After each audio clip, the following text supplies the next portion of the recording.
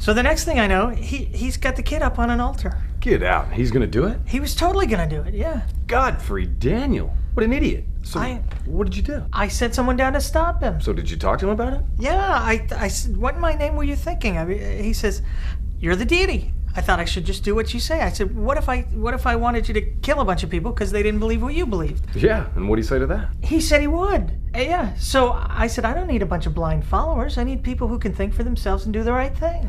Wow, so you think you got it? I don't know. Well, I mean, did you punish him for it, or? No, I felt bad because he'd already been through so much, you know? Oh, yeah, with the sacrifice and all. Well, that and the fact that I made him and his wife multiply in their 80s, I think they were. Wow. Yeah, that's no easy task when you've got broken hip and rheumatoid arthritis. Sir, I have another appeal out here. Do you want me to schedule it? No, I'll take it now. Send him in. All right, let's do this. I'm not kidding you. This might be my favorite part of the job when they come in here and try to get out of the whole judgment thing, wriggle out. Okay, sir, this is Mr. Michael Shermer, PhD. PhD, so you weren't a real doctor. Well, I was a scholar of science and religion. Big deal. Oh, you were good. Look at this. Why people believe weird things. Well, weird things that's my thing. Yeah, you probably thought I was a weird thing. Well, I had my doubts, but I was a fan of some of your work. Yeah, well, probably not a big enough fan or you wouldn't be here right now, would you? That's a good one.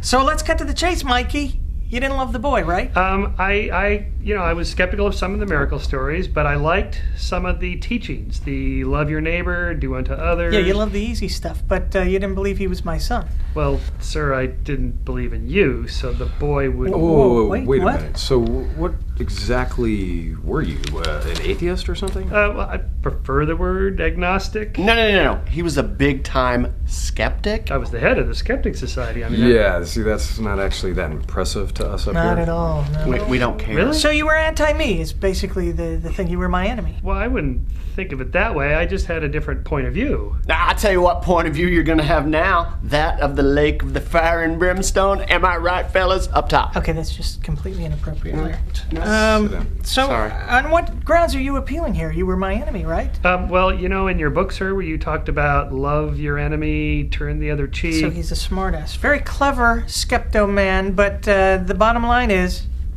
you didn't believe in the boy here. Well, look, you gave me this brain to think critically. I read the gospel stories. What about all those inconsistencies? They're inconsistent about where he was born, who was there when he died. Yeah. Come on. Okay. All right, that's well, true. maybe you were supposed to learn to walk by faith. Ever think of that, genius? Huh? Well, sir, you remember, you created us in your image, and you don't walk by faith, do you? You walk by sound knowledge, and science is based on sound knowledge, so I was trying to be more, deity-like. Yeah, but... Plus, if I said I really believed and I didn't, you being all-knowing would know that I'm lying, and lying is a sin, right? Ah, yeah, but see, now that is a sin that would have been covered by my death. You should have rolled with that, genius. Wait, you're telling me just pretend and he'll forgive me and then I'm in? Of course. Is your integrity worth an eternity of hellfire? I don't think so, no. In like Flynn? Okay, if you check your records, you'll see that on November 14th, 1971, I said the sinner's prayer. I accepted the boy into my heart as my Lord and Savior, and so... Larry. Sir, that's actually true, but I would question his sincerity on this. Oh, I was sincere. I went to Pepperdine University, a Christian college, practically his alma mater. My what? Sir, all of his friends would say the sinner's prayer as a joke. They called it fire insurance. That's pretty funny, actually. It's not as good as the asbestos suit line, but it's a good one. I admit, some of my friends were not all that sincere about it, but I was. And for many years, I was a hardcore, born-again Christian. I truly believed until I went to graduate school. I used the brain you gave me to think critically and skeptically. I developed some doubts, I admit. My sincerity dropped. But wait, shouldn't doubt and insincerity as sins be covered under the same category as lying, so I'd be in there anyway? Yeah, he's smart. That's actually a good point. They're just two sins.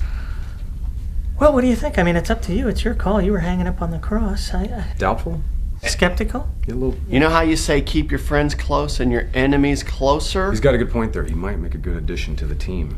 Team. Right. We do need a science advisor. I mean, if you're up for it. I don't understand any of that stuff. Hang on for a second here. I have to join a team. There's an actual team. It's a good team, a lot of benefits. In the name of that team, some people do some pretty nasty things. I'm not sure I I want to actually, unless, I mean, there was that hot blonde I saw when we were walking in. Maybe if I did some work with her on the team. So you want to work with Lucy? Let me tell you, Was that her name? She's hot. if you wanted to work with her, you didn't need to appeal. Typical skeptic, never knows when to keep his mouth shut.